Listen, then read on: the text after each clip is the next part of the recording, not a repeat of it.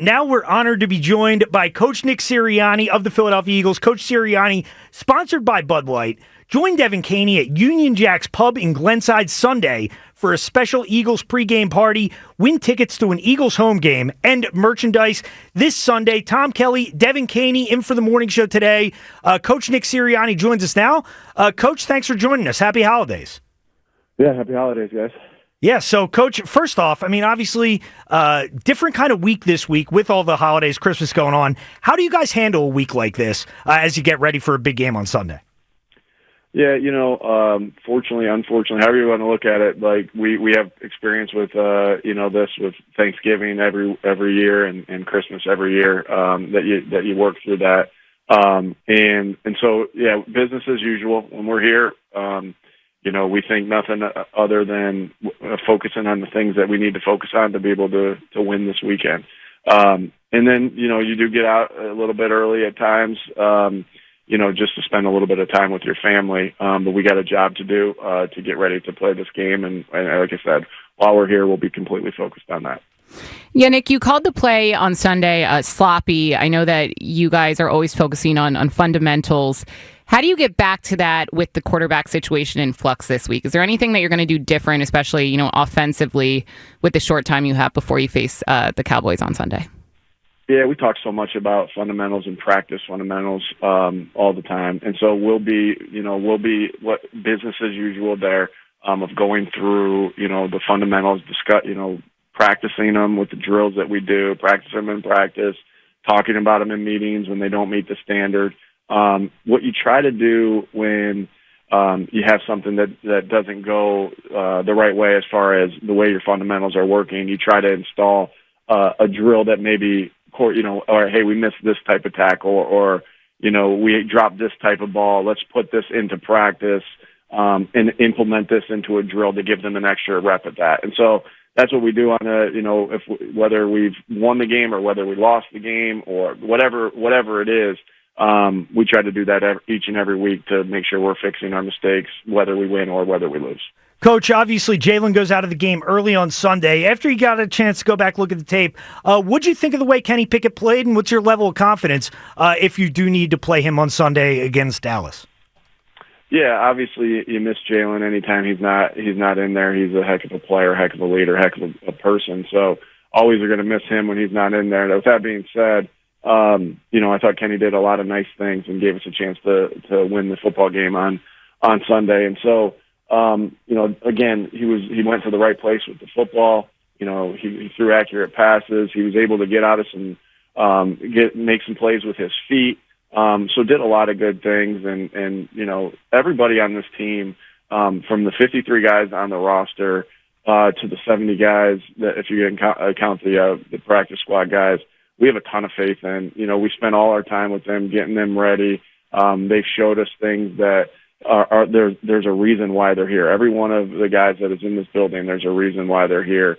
We got a ton of faith in them, and we see it every day at practice. So, Kenny, we got a lot of faith in him. We've seen it. We've seen him running scout team periods against the number one, one of the best defenses in the NFL, and him being able to go through that process each and every day throughout the season. And then we have developmental periods as well where he can get some reps at the plays that we, not running the opposing team's plays, but running our plays. And I think he's done a nice job of that all year. Like I said, he played good, and I thought he did a really nice job in the game. And, we're confident in the guys that we have in this building. Eagles coach Nick Sirianni joining us now. And, Coach, interested to get your take on this. Tough drop at the end there by Devontae Smith. You've coached wideouts in this league for a long time. Just curious, what do you say to Devontae or a guy like that after something like that happens in a big spot? Yeah, the only thing you ever try to go through is was there a fundamental thing that was the reason you dropped it, right? And if there's not, don't really spend too much time on that. Playing that position, coaching that position. I know this, that I really wanted Devontae to catch that ball in that game, and I would say I'm up there more than anybody, right? But the only person that wanted to catch that ball more than I wanted him to is Devontae. And so sometimes with that, and you have drops. I mean, when you get enough balls thrown to you, you're going to have some drops. And that's just the nature, of this game. It's not a perfect game. Nobody comes out of a football game saying I played the perfect game. You can't pitch a perfect game in football. There's always going to be, the things that go against you, or things that you do really well, but things that go against you as well. And so in those scenarios, if there's not a fundamental thing, I move on from it, because I know that Smitty wanted to catch that ball more than anybody else wanted that to happen. And I know that Devontae puts so much time into the craft of catching the football. I don't see anybody on the jugs as much as he is, doing the extra catches, doing the extra things with coaches throwing him the football constantly. So I have no doubt that he'll bounce back in a positive way. I want to go to the defensive side of the ball in particular, but as a whole, it kind of seemed like this Commanders team got under the guy's skin more so than previous opponents. In particular, C.J. Gardner-Johnson, was ejected for something he said. How do you prevent that from happening again? And what are you or Vic Fangio or leaders on the team kind of saying to guys to have an edge, but to reel it in a little bit so that doesn't happen again? Yeah, something that we constantly talk about, and that, we'll continue to talk about, is we want to play. We want these guys to show their personality when they play. There's no doubt about it. We want them to be, when they celebrate with each other, we want them to be, have fun, show their personality, but do it all within the confines of the rules, and not overstep there. Obviously, we overstepped. That's the reason that we had the penalties thrown on us. And so, have fun, be yourself, show your personality, but understand that we have to do it in the confines of the rule of what the rules are of this football game. Just like you have to do the same thing with, hey, I got to get the player down any way I possibly can when I tackle him. Well, you can't grab his face mask. You can't hip drop. You can't hit him in the head. And so, it's the same type of thing. You go over those things. You talk about those things. I have no doubt our guys will learn from them. We'll all learn from them, but we'll discuss it like we discuss everything. We've already discussed it, and we'll do it again today as we recap the game with them. Jalen Carter's been playing incredibly well. Will he ever successfully pick off a snap? I know myself, we're all rooting for it to happen, and I saw he almost did it again on Sunday. Yeah. I'm not gonna talk about that, because I don't want anyone the time he does it. I don't want the center to kind of do something that doesn't allow him to get under there. So I'm not even going to talk about that. But it's pretty impressive that he can move his body like that. Yes, it is. He sure is a heck of a player.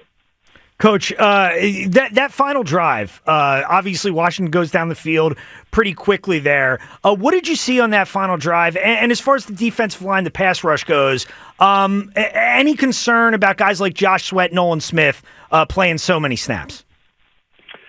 Sweaty played, 31 snaps or 32 snaps in that game. So, we're conscious of that.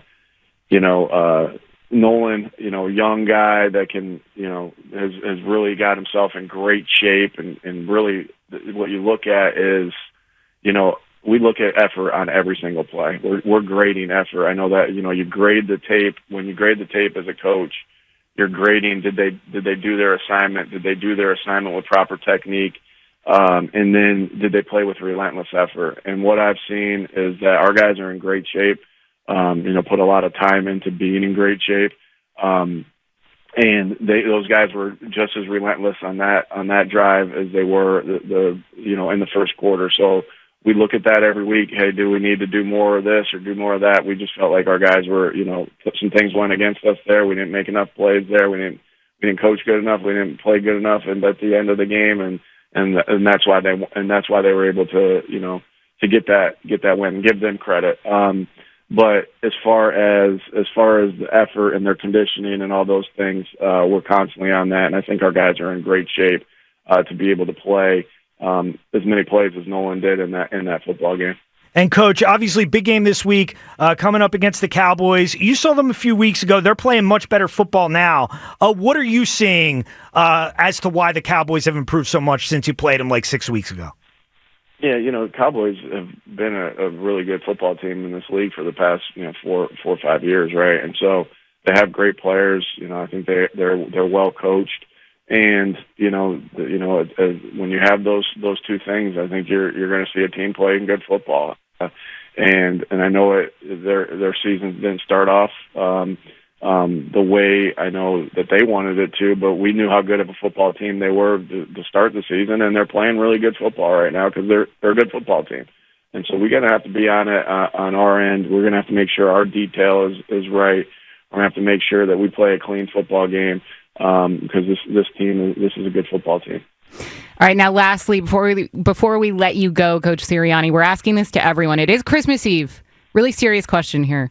We're doing a Mount Rushmore of Christmas movies. What is your favorite go-to Christmas movie? Good question. I think, being born in 1981, Home Alone, I think, came out in 1990. So that's the premier time of me being, I'm 9 years old and watching Home Alone, the guy that's defending his house against the people trying to come in. Yeah, I think that's got to be number one. I give you a two. Okay. I think you always got to think about Christmas Vacation. Great movie right there. That, I think that I will quote that. I'm a big guy who quotes movie lines a lot. I would say, and my brothers do the same thing. I would say between, throughout the year, there's probably 200 quotes a year thrown around by me and my brothers of Christmas Vacation. So those two, I'll give you two right there. Love it. Great choices. Tom Kelly's never seen Christmas Vacation. I've never seen Christmas Vacation. They've been roasting me about that this morning. Tom, you got to watch that. And then I think I'll go another one, because my kids love Elf, and so we'll watch. I imagine we'll watch that tonight as a family. Well, there you go. Well, Coach Nick Sirianni, thanks so much for joining us. Merry Christmas, and good luck this Sunday, Coach. Appreciate it. Thanks a lot. Merry Christmas to you and all the fans out there. All right, thank you very much. So there's Coach Nick Sirianni. Great choices. Great you guys should have been bold choices. and told him, already taken. Yeah. Give us another one. And he'll be able to... but Elliot gave a few that were already taken, too. Yeah. We're just just for the content with Nick. Sure, yeah. Well, Elliot took the ones that were taken by you. Yeah. Also. Because Elliot knows film. Yeah. He knows cinema. People. But how about Coach? Able to settle in? I'm glad he gets to at least watch... a movie with his family tonight on Christmas Eve. There's not a lot of downtime. I mean, they're handling things, a little differently this week, as he said, with the holidays to give the team a chance. But it's got to be tough because you have the holiday season, but at the same point, you're coming up to your most important part of the year. This is you work all year for the next 6 weeks. Yeah, and he essentially touched on that. He's like, well, yeah, it's unfortunately, something that we're kind of used to playing through this time of year. They're not playing on Christmas. They didn't play on Thanksgiving, but different tune than what he said at Thanksgiving week when he was asked, what the practice was for Thanksgiving week. It was practice as usual. Holiday? What holiday? We don't care. So I think they all were able to leave early and go have dinner on Thanksgiving, but they didn't have off. So taking it a little bit easier on Christmas. Probably also so they can watch those games that are on. Yeah. I don't know. No, definitely. I would imagine he'll be tuned in. Oh, I'm sure he will be. And interesting things from Coach. I especially liked his answer in terms of Devontae with that drop because, being a receivers coach in this league so long is like he said, we all wanted Devontae to catch that ball, but it's you don't want to get on him too much because he knows nobody wants to catch that ball more than Devontae does. I love that he said, when something like that happens, we look and see was it something that's fundamentally wrong? And it wasn't. It was a fluke. Devontae, catches that ball 9 times out of 10. He happened to drop it in that one instance. It was unfortunate because it would have iced the game, but it's not necessarily something that, they're going to harp on. Devontae's not on the jukes machine all day, every day, leading up to Sunday's game against the Cowboys. Yeah, definitely. 215-592-9494 if you want to get in. We will do our awkward moment coming up in the next segment here. The award for awkward moment. We'll unveil the category. We'll play the audio, some great audio for awkward moment. But we'll also do another, Tommy, for the Twitter poll question of the day. Twitter poll question of the day, sponsored by Armin Chevrolet. Hurry, red tag bonus cash ends soon. New 2025 Chevy Trax is arriving daily, starting at only $21,495. Together, let's drive to Armin Chevrolet. And this one, non-audio, Rookie of the Year.